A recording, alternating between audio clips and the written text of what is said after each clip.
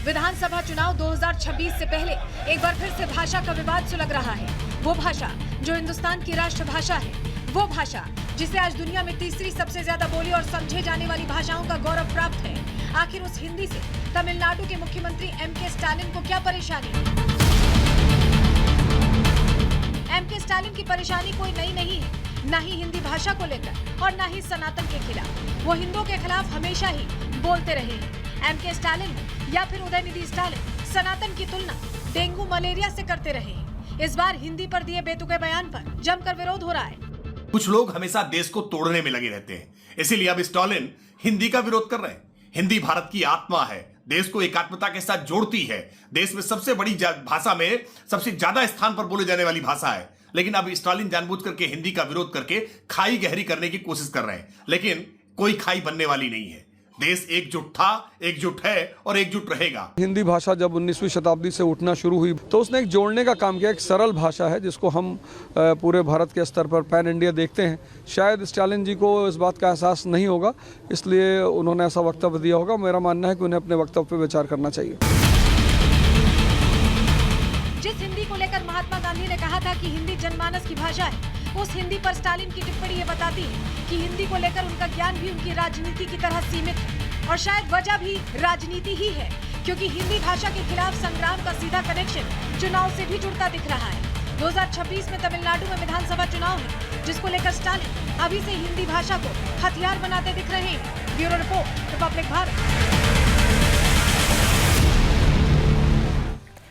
अब जरा MK. Stalin साहब को यह जानकारी भी देख लेनी चाहिए। दुनिया में चौथी सबसे ज्यादा बोली समझे जाने वाली भाषा हिंदी है। विश्व के 132 देशों में लोग हिंदी में बोलते हैं, काम करते हैं हिंदी भाषा में।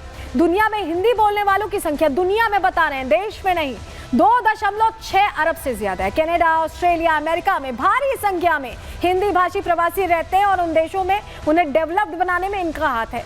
Nepal, Mauritius, Fiji, Suriname, Uganda, Bahrain, Kuwait में हिंदी भाषा प्रचलित है। ये इनको अपने देश में ही दिक्कत हो रही है। लोगों से भी हमने इस पर बात की, उनकी क्या राय, सुनिए जरा।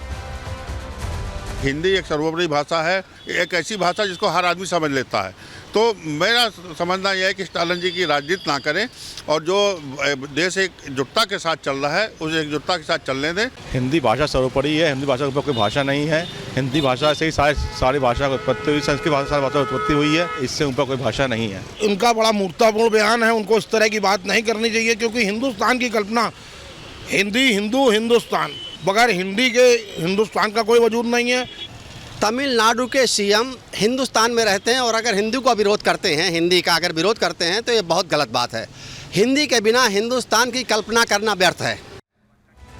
देखिए, जनता बहुत समझदार है, कह रही है हिंदी के बिना हिंदुस्तान की कल्पना नहीं की जा सकती और एम.के. स्टालिन को ये जल्द से जल्द समझना होगा। चुनावी फायदे के लिए ऐसे अलग बयानबाजी से बचना चाहिए। आगे बढ़ते अगले सेगमेंट की ओर बढ़ रहे हैं और बात दिल्ली की करने जा रहे हैं, क्योंकि दिल्ली में एक और सीएजी रिपोर्ट पेश कर दी गई है। बात इसकी।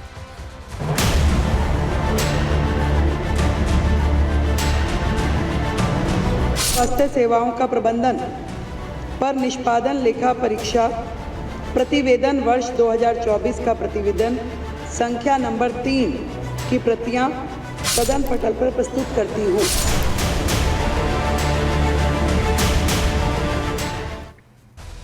पीएम मोदी ने, आपको याद होगा कि आम आदमी पार्टी सरकार को आपदा सरकार कहा था और कहा था कि आपदा अब जानी चाहिए।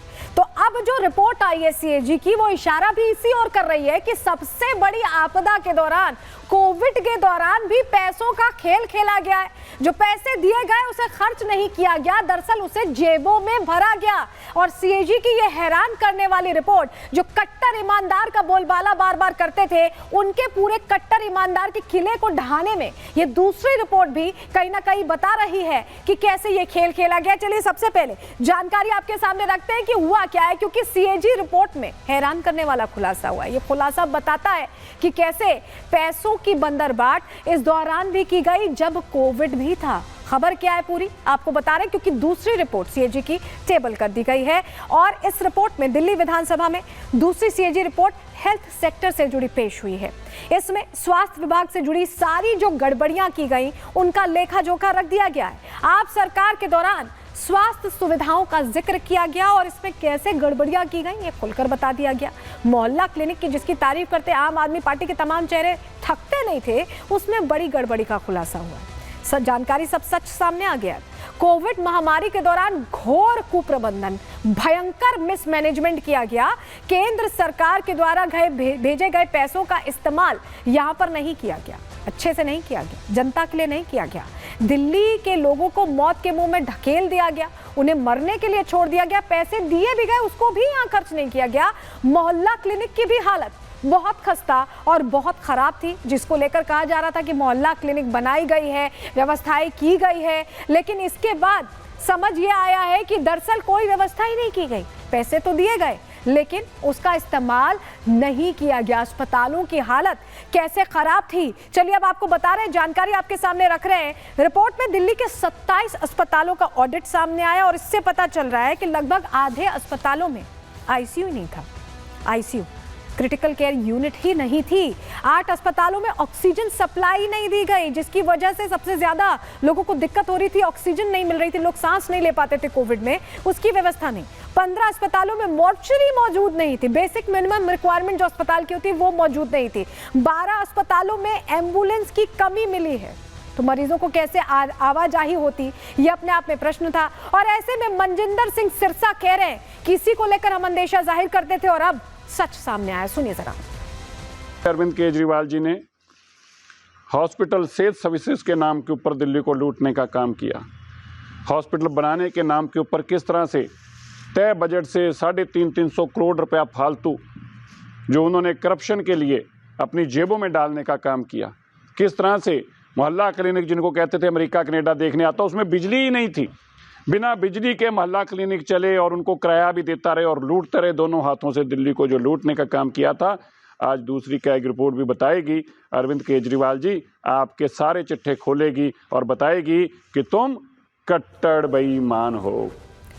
तो कैसे गड़बड़ झाला किया गया ये समझ लीजिए। मोहल्ला क्लिनिक में बेसिक जो सुविधाएं हैं उनकी यहाँ पर कमी थी, कोई व्यवस्था उस लिहाज से नहीं थी। बीपी शुगर जांच की मशीनें तक नहीं थी जो बेसिक चेकअप के लिए चाहिए होती हैं। कोरोना में मरीजों को ठीक से देखा नहीं गया, उनकी जांच नहीं की गई। मरीजों की जांच सिर्फ 1 मिनट में कर ली गई, 1 मिनट में डॉक्टर को पता चल गया कि सब ठीक ठाक है या नहीं। सोचिए आप, 18% मोहल्ला क्लिनिक काम नहीं कर रहे थे, सिर्फ बना दिए गए थे। 50% मोहल्ला क्लिनिक में दवाएं भी नहीं थी। कई क्लिनिक्स में टॉयलेट और पानी की भी व्यवस्था नहीं थी। ऐसे में मरीज पहुंचे तो कहां जाएं, क्या व्यवस्था है, ये अपने आप में पता चल रहा है कि किस तरह की यहाँ पर व्यवस्थाएं रखी गई थी और जो जरूरी चीजें थी। ये तो हमने आपको बताया कि अगर मोहल्ला क्लिनिक जाते हैं तो वहां क्या नहीं था, लेकिन जो जरूरी चीजें हैं उनका ध्यान नहीं रखा गया। स्वास्थ्य सुविधाओं का ध्यान कैसे नहीं रखा गया है इस आपदा सरकार में, जिसे प्रधानमंत्री मोदी कह रहे हैं। जानकारी आपके सामने रख रहे हैं। देखिए, ना टॉयलेट ना पानी, सिर्फ करप्शन को लेकर पैसे यहाँ बनाए गए। 21 टॉयलेट्स नहीं पाए गए, इसके अलावा 21 में 6 में जांच टेबल ही नहीं थी, डॉक्टर पता नहीं कहाँ जांच कर रहे थे। इसके अलावा 10 में पीने का पानी नहीं था। 29 में आग बुझाने की व्यवस्था ही नहीं थी। कोई इमरजेंसी आ जाए तो ना तो डॉक्टर बचेगा ना मरीज बचेगा। ये है मोहल्ला क्लिनिक की कहानी और इसी को लेकर बीजेपी सवाल पूछ रही है, आम आदमी पार्टी से जवाब देते भी नहीं बन रहा। सुनिए। ये जी की रिपोर्ट में जो तथ्य सामने आए हैं वो चौंका देने वाले हैं और जिसके कारण शराब घोटाले का एक बड़ा पक्ष सामने आया है। लगभग 2000 करोड़ रुपए का सरकारी खजाने को नुकसान हुआ है। कि सीएजी की रिपोर्ट तो प्रस्तुत की गई, लेकिन तानाशाही पूर्ण रवैया अपनाते हुए भारतीय जनता पार्टी की सरकार के दबाव में विधानसभा अध्यक्ष जिस तरह से पूरे विपक्ष को सदन से बाहर करके एक तरफा चर्चा करा रहे हैं, वो इस बात को दर्शा रहा है कि भाजपा सरकार की मंशा सीएजी पे चर्चा कराना नहीं है।